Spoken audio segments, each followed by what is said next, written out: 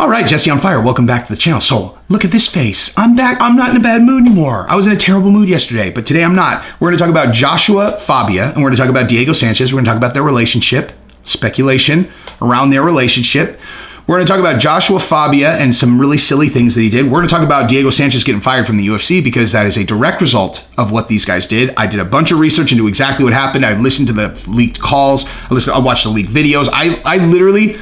I didn't know anything about this yesterday, okay? I didn't know anything about this yesterday. I know everything about it now, okay? So kudos to Diane, who in the comments told me to look into specific things. I did it while I was live yesterday, and then afterwards I watched a whole bunch of stuff and then read a bunch of stuff, etc. We're going to talk about all of it. But in addition to all of that, I met Diego Sanchez, and I didn't just meet him, hey, how are you? I hung out with him for an extended period of time. Myself, my buddy, who I'm really good buddies with from college, and Diego for, 5-6 hours this one night. We went, hung out, went to dinner, went and saw a movie, did something afterwards. It was right before he was going to fight John Fitch. That's how old it was, right? So if you want to look at what year it was right before Diego Sanchez fought John Fitch. I believe that event was in LA, if I'm not mistaken, and I think it was on the same card that Chuck Liddell fought Keith Jardine. That might be wrong, but it definitely was right before he fought John Fitch, and I'll tell you exactly how I remember that. So anyway, we're going to get into this really, really, really weird story about two really, really weird dudes, okay? Now, if you like the content, subscribe and ring the bell. If thus far, this is your first time on my channel because you're like, man, I want to hear about this weirdo Josh Fabia. I want to know if him and Diego are, more than friends. I'm very curious. Well then, how about you subscribe to the channel? Even better though, like, comment, and then subscribe to the channel. And to all my regular subscribers, thank you guys for the ongoing support. This is what I do, right? I just speculate about things. I just speculate and I make it entertaining, right? Everybody's speculating about everything, right? Everyone's speculating about everything. So I try to make it really entertaining. But look, where we're going to start, in part of my research, prepping for this video, I was just watching one of these videos that kind of is making fun of Josh Fabia. And I started watching this clip of him on a podcast that was so absurd that I just stopped it. And I was like, you know what? I am going to just rewind this. I'm going to let you guys see it, and I'm going to react to it because I actually have only seen the very beginning of this, and I stopped it and went back. So we're going to watch it together right now. That's how we're going to start this video off. Ready? Look at this. Boom. I'm 5'0". I've been about the same size since I was 12 years old. Now, let's say you're a basketball player and a tall person, right? Incredible metaphor. Now, we're at the same age, but that person's body after 11 years old is continuously growing. So at 11 years old, I'm doing something and the calculation is getting very tight. Does that make sense? Nope. I'm learning that I can do this. I know I can do it. I trust myself. I believe myself. The same kid that's growing constantly through the rest of high school, right? Right. They go to take that basketball shot. Now, one day they've calibrated it. Boom. The next day, next month, they grow. The calibration's off. Oh, yeah. And now we're dealing because you grow just like that all of a sudden. Of self-esteem, fear, anxiety, self-doubt. Now we might understand how I understand a little bit more about it since I've been able to be in my body a little longer than most people. Does that make sense? And that longer period of time in all of these things all around the world, not in one culture, one space, one place, constantly proving who I am, always being somebody in the room. That's how I know who I am. What? Okay, I'm going to tell you right now, where I stopped that was after and then the next month he grows and now his calibration's off. And you're like, okay. So the point you are making is that you know things, right? So you know things, Joshua Fabia. You know things. And yet you don't know that people don't grow overnight and then suddenly the distance that they throw a basketball to make it into the hoop is then altered. That's not a thing, dude. That is not a thing. Okay. So maybe you could have used a metaphor that maybe was a sport that you have experience with, but it seems like maybe, I don't know. Anyway, so that was weirder than I thought it was going to be. Okay, I stopped it right after the basketball shot metaphor. I was like, that's so absurd. I can't wait to hear where this goes. And then he went on and said a bunch of things that didn't connect back to that at all and somehow made it about him. So that's the main problem with this guy, okay, if we're being honest. Now, how many people, raise your hand if you watched the clip of him interacting with Paul Felder and and you know, the whole broadcasting team where he's asking for fairness for Diego. And you know, look, the common theme with this guy, two common themes. A, he is incapable of seeing the world any other way than that he is the most important person in the room. This guy would be an incredible cult leader. You know, like literally, like this is the exact personality that ends up at the head of a cult, and that should tell you what kind of imbeciles join these groups, right? Where like a guy like that who's just spouting utter nonsense becomes their guru leader. Like that is the exact personality this guy is. So they get into these they separate themselves from society because in regular society, this is what they look like to everyone. People are like, hey guy, the thing you just said, right? That thing about the basketball thing, that doesn't make any fucking sense. Like that doesn't make any sense at all. And then the thing that you said afterwards about yourself was wholesale unconnected to that. And what you said was you've lived longer in your body than them. Okay, so as every other person. Something about traveling around to different cultures, you backed it up with absolutely no data or experience or anything to support what you're saying. And then you didn't even make a point that made any sense. So you sounded very confident saying it, but anyone who's even moderately capable of deciphering information as it's given to them is going to say, you didn't say anything. You said nothing. Like you literally said nothing, right? So that's why they separate themselves off, and then they find soft-minded morons who will follow them around. Now, I'm not calling Diego a soft-minded moron, but I will say this. When I hung out with him, okay, like me being a huge kind of fan of violence and certainly excellence as it relates to administering violence, this is not a new thing, okay? Like, this is not new, okay?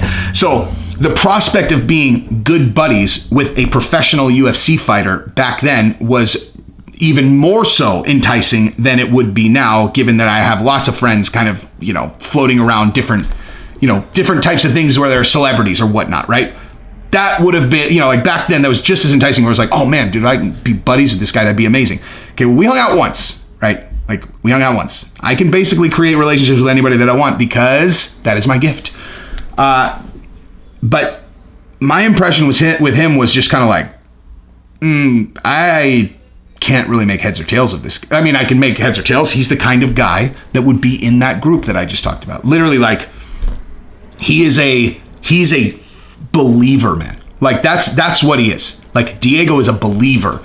And listen, let me tell you why that's only kind of a sideways comp. Like it's not necessarily like a detraction. I mean, listen, like I wouldn't end up in a cult following Joshua Fabia, right? Like obviously.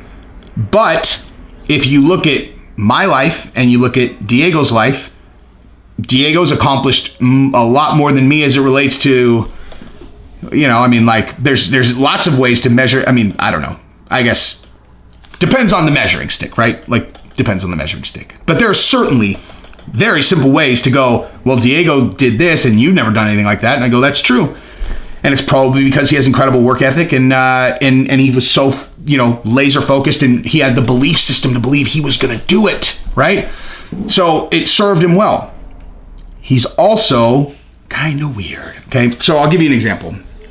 When we were out, like this is the story I try to tell to people, right? Like at the time, he was dating that ring girl. I don't know if you guys remember that, but like there was a ring girl. She was the hottest ring girl that had like ever been in the UFC. She was like half Asian and had blonde hair. She was gorgeous, dude. Gorgeous.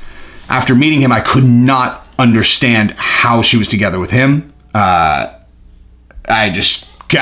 couldn't make heads or tails of it. But anyway, so when we were waiting in line for the movie theater, we went to go see like the Bourne Ultimatum or something. I think like whatever the last Bourne movie was. If you line up the last Bourne movie with the John Fitch fight, I bet you it's kind of like right in the same, you know, time frame. So we're waiting in line at the movies, right? We're in San Diego. And, you know, this was obviously like not my first experience being around people who like have kind of like a large public image or whatnot. But we're waiting in line at a movie theater. Okay, myself, Diego, and my buddy. And there's like, you know, there's people around. No one's really noticed him. You know, he's not like a huge guy. He's not a huge guy, right? Like he fights at 155. He was. I mean, I was probably about, I don't know, 175 pounds at the time. He was right around my size or whatever. Like he's not like a big menacing guy. Obviously, like he's just a regular sized dude. So no one had really noticed him, and I think he noticed that no one had noticed him, right? And so he's sitting there in line and he's like, and I asked him, I was like, was like, so dude, this is a big fight, huh? You know, this is like the first time that I brought up the fight because I intentionally do that. I don't like I just want to make sure, you know, when I'm establishing a relationship with someone, I don't want them to just think of me as like some fan. You know, it's like, you know what I mean? Like, I don't know. Like, I want to like, hey, you're just a regular person. And then once you've established that, then I can ask you things like that. You know what I mean? Like if you come up to someone, hey, can I take a picture with you? Boom, you're a fan. You're a fan. If that's how you, I mean, this is actually good advice for people who want to like, you know how to approach people who have any kind of public following. Don't ask them for an autograph. Don't ask to take a picture with them. Don't do a thing that would put you in the category of fan. Do what would put you in the category of on equal ground as them, respectful, hi, you know, whatever. Then once you've established you guys are cool, then you can ask them about that stuff. Anyway, so I asked him about the John Fitch thing. I was like, man, that's a big fight. You know, that's a big fight. He's a tough guy, man. And his answer, the only part that I remember was he said that he was going to overwhelm him. And the reason why I remember that is because he literally screamed it. Like, screamed it. I mean, like, dude, we're at a movie theater in San Diego, okay? Like, this is not like, there's no one screaming about anything, you know? And it was like, I gave him the opportunity to change the fact that no one had noticed him, right? And he was like, I'm just telling, I'm going to go in there. I'm going to overwhelm him.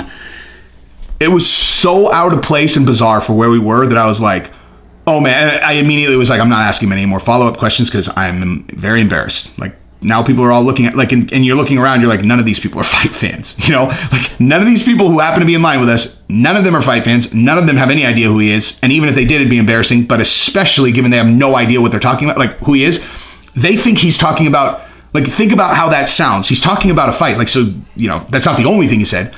So the things that he's talking about sound like a person where we were just talking about, like, you know, oh, dude, I heard you caught your girlfriend cheating on you, man. What are you going to do? And the answer would sound identical to, hey, you got a big fight with John Fitch, except he's screaming it. Okay, so now think about that, right? You're in line for a movie, and there's some random dude who's not that big, and you're just sitting in line, and you turn around, and he's like, dude, I'm going to get him. I'm going to put him up against a cage. I'm going to smash him, man. I'm going to just overwhelm him.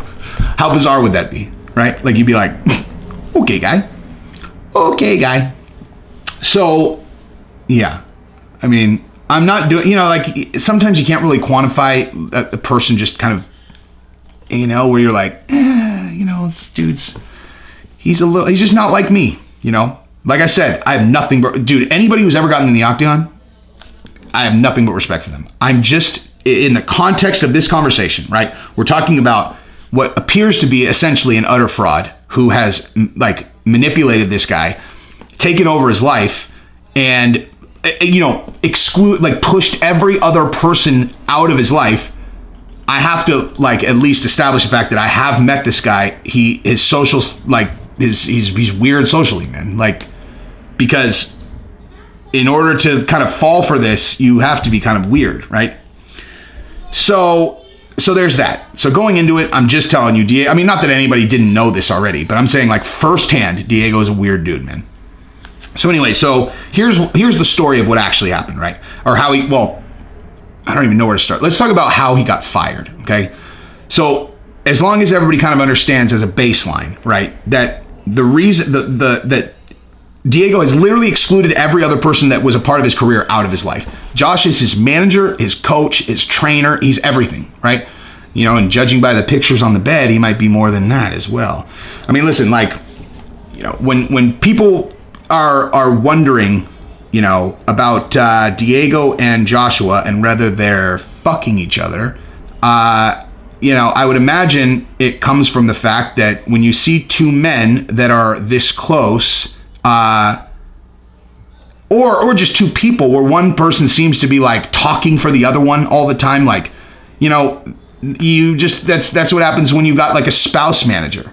Like, that's what happens. That's what, like, all of a sudden Jenna Jameson is talking for Tito Ortiz that way. It's like, these guys are men, like, or even women that are fighting. Like, when someone's talking for them and they kind of sit back like this, generally, you know, someone is, you know, I'm just saying, like typically when you have someone speaking so confidently, like when someone's in the room, right? Like someone is actually physically in the room, like that thing when Josh Fabia and Diego were in the room and they're arguing with these guys, and Fabia is talking on behalf of Diego as if he's not there.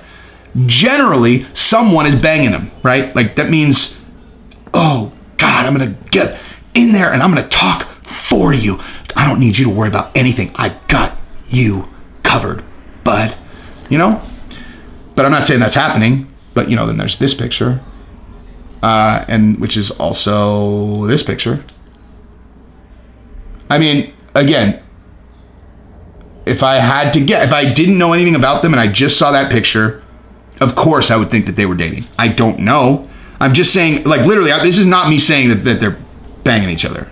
Not what I'm saying at all. I have absolutely no idea. I'm just saying the reason why people are speculating that is because objectively, if you just saw that picture on Instagram, like on someone's Instagram, you'd be like, oh, look, it's this guy's boyfriend. Like, you know what I mean? It's this guy's boyfriend. And let me actually say a little something about that too. If they are banging each other and they're keeping it a secret, that's a huge mistake. I mean, listen, actually, let me retract that. I know Diego's comes from like a religious family. I actually don't have any idea what his family's kind of religious on that is. And I also don't know that they're banging each other. I'm just saying, let's say that they were and they were keeping it quiet. That would be a mistake. That would be a big mistake. Because you know what would happen if you came out and said it?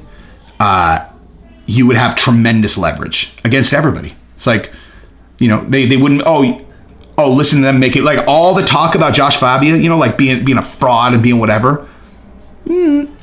All they'd have to do is just go, I think, so what, you're homophobic? They'd be like, what? No, I just thought he was a martial arts fraud. I'm sorry, what? You thought he was a what? Oh, so you find out someone's a homosexual and then you just assume that they don't have any credibility as it relates to martial arts? Well, I think that says more about you than it does about their history as a martial artist, doesn't it? You know? So, I don't know. I'm just saying. So go ahead. Tell us about what a fraud he is again, homophobe.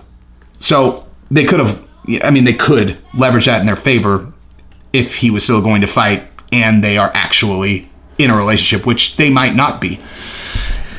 Anyway, you get the point I'm making.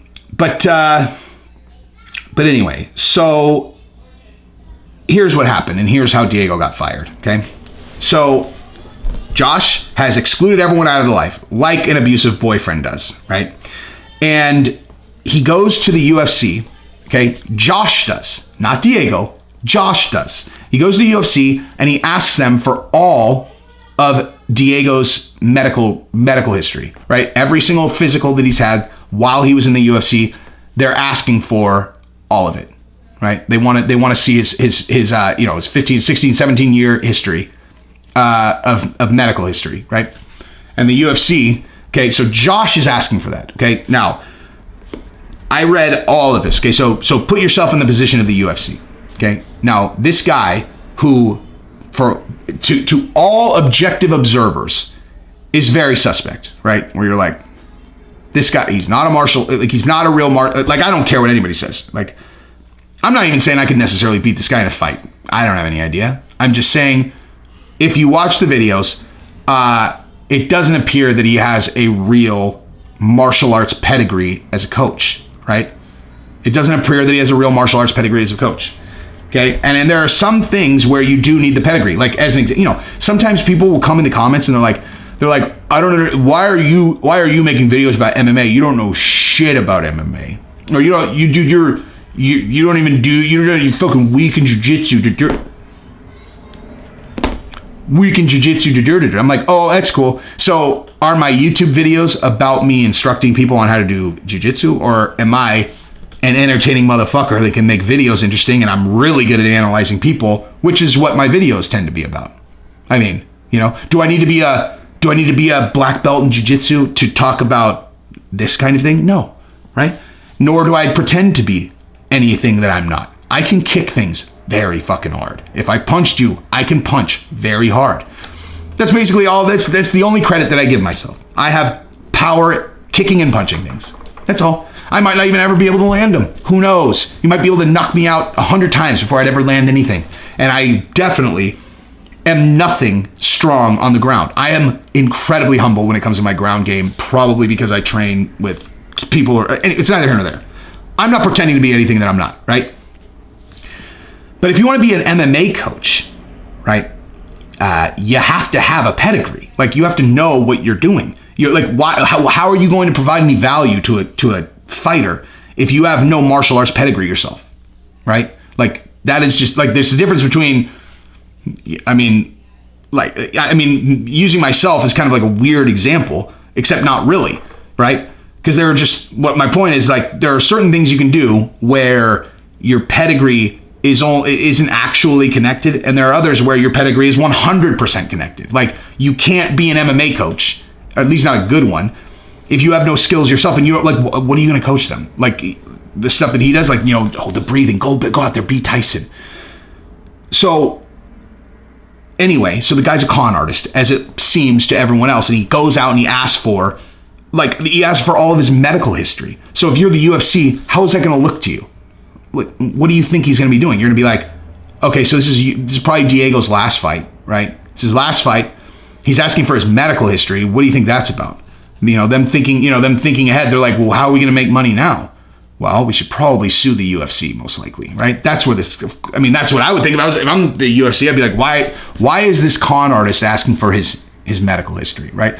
I would immediately assume that that's what they're doing. So the legal team sets up a call with Josh. You want to know how I know this? Because Josh leaked the conversation with the UFC's attorney as if this was somehow exonerating him and making the UFC look bad. That's what's hilarious about this dude. So between him doing that and Diego going on Instagram and telling this story, these guys are so stupid. They actually think that this story makes them look good and the UFC look bad. And in both stories, it's the same. Pretty much the same. So what Josh said to the lawyers, like, listen, man, we're not, because the lawyer's like, look, I need you guys to tell me in writing that Diego is not suffering from any CTE, he's not having any problems from fighting, and that he is completely safe to fight. Otherwise, we're pulling this thing off. I'm not going to do this thing like we did with Mark Hunt. We're not going to have you go in and fight, and then afterwards, when you're drooling on yourself, say that we knew that you were banged up and we put you in there anyway. That's not happening. So, and Fabia is just like, listen, no, Diego's fine. Don't cancel the fight. Diego's fine. What we're looking for is we just want his medical history so that this is exactly what he said. He goes, so like after the UFC, like if he goes to a new doctor and he's having a problem and there are already all these images of his hip or whatever, why should he have to pay for new images of his hip if they're already there with the UFC? We just want the medical history so that we can share it with his new doctor so that he knows what okay, hello, motherfucker. Are you, okay. So when he said that, so because you guys already have all the images of his stuff, does anyone who's watching this actually think that that's an argument that makes sense? Okay, raise your hand if that makes sense to you, right? We just want the images so that we can show them to a new doctor. Okay, raise your hand. Okay, now keep your hand up if you're an idiot. Okay, because if you have your hand up, sorry. I'm not trying to be a dick, but like, come on. Okay, because here's the deal. Any new doctor is going to need new images. You're a fighter, dude. Okay, so in between, whenever that image was taken, and then is going to be a time where a professional fighter kicked and punched you all over your body. Like, they're doing new images, no matter what. There's no question. Okay, no doctor is going to recommend medical treatment based on images that came through your medical history from 6 years ago. That is not true. Okay, that's just not true. So the argument makes no sense. Now, if you're an idiot, right, who doesn't really understand social interactions like Fabia and apparently Diego, apparently they wouldn't get that like, this is what we're doing is totally transparent. Okay, like these like arguments, like this is like a perfect example of where like a guy like Josh in his little cult world, people are like, oh, because there's some screws loose. But you get into the regular world, and to him these things make like perfect sense because the kinds of people that would be around him, he can just say a thing like, it's just a benevolent thing. I just want why should he have to pay for the images? And that passes, like that passes with the people he's used to dealing with. Okay, with anyone with 7 brain cells, they're like, hey guy, that's not going to, like, that's not a thing. I know that when you concocted that, it sounded like it made sense to you, but it doesn't make sense. Okay, so it doesn't make sense. So the UFC, seeing very clearly what they were intending to do. This, by the way, on the back of Josh Fabia putting out a video when Diego and him apparently got left in Dubai, like the UFC's buses took off without him. I can only imagine that they either did that on purpose or they were like, in the bathroom, for an hour while everybody else is doing it, and they lost them and then complained that the UFC left them. That would surprise me zero. Anyway, but like, so the UFC lawyer's like, okay, look, this is simple. I'm going to send you an email that's going to say Diego confirms he has no CTE, he's not suffering from this, and that he's totally physically clear to fight. And you guys are going to respond confirming this, or else we're pulling the fight. Simple as that. And Josh kind of is like, whatever. So he sends over the email, whatever. And then this part I heard from Diego. Diego basically said they were asking me to give up my medical rights in this email. Like they were basically asking me to give up my medical rights in this email. And so, I sent back what my lawyer said that we could send back, and apparently that wasn't sufficient, and so they terminated the fight. They paid me my full dues. So the UFC pulled him from the fight, paid him his show money and his win money, because why? Right? Why? Because they know they're hip to what he's trying to do, right? They're not going to give him any in to sue them, right? They're going to try to get it thrown out immediately because he's been medically cleared for every single fight. He's had his own choices to make.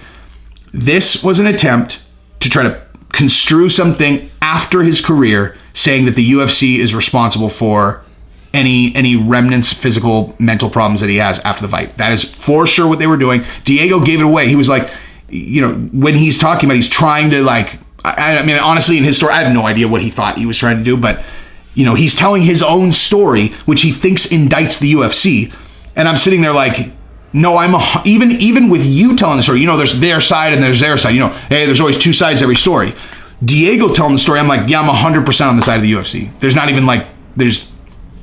even one part of that I don't agree with them. That's exactly what I would have done. And you guys were acting nefariously. Like, I get it. It's, it sucks. Like, if you're a fighter or an entertainer or whatever, you hit the end of your career and you start looking forward and you got some creep in your ear that's like, how are we going to make money, man? We got to really think this through, And look they've got billions and billions and billions of dollars, man. Like, what? You gave your life to this thing, man. You gave your life to this. Shouldn't they take care of you? Look at how little they pay the fighters. Shouldn't they take care of you? We're doing God's work here, man. And then you guys, listen, Josh convinced Diego to fire his entire team. Okay. You think it would be hard for him to convince him that like maybe, the UFC owes him more money? Come on, man. Like, which is a harder sell?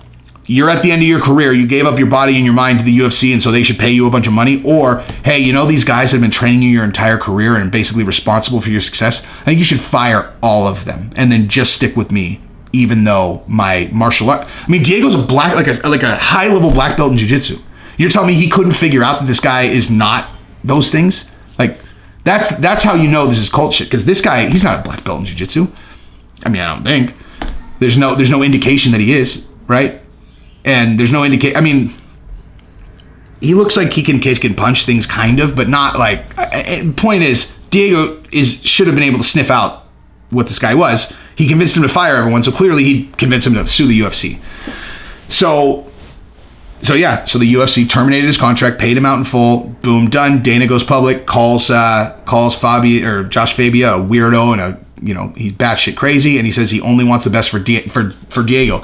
Dana, I will say this right now, is insanely loyal, dude. This is not a mystery. I love that guy. He is hyper loyal. And all those guys from UFC or Ultimate Fighter Season 1, because Dana, like we've talked about, UFC is his baby. And they were about to lose that baby. And then the Ultimate Fighter Season 1 happened, and it turned that dying baby into what it is now. And he has been hyper loyal to all of those guys and taking care of them all the way. He's still been giving Diego fights all the way to here. I think he probably looks at Diego as like a baby, which he kind of is. But,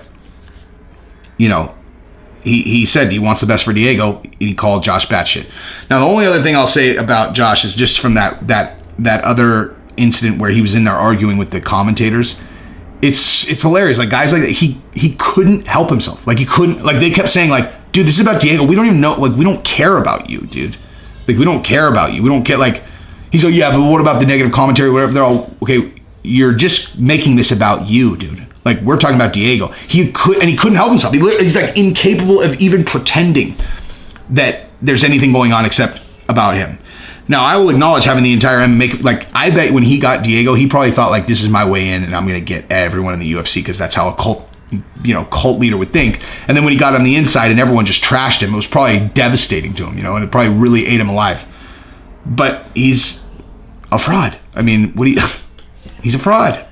These guys are, like, you think these guys are stupid? You think, like, Joe Rogan and Daniel Cormier can't sniff out a fraudulent martial arts guy?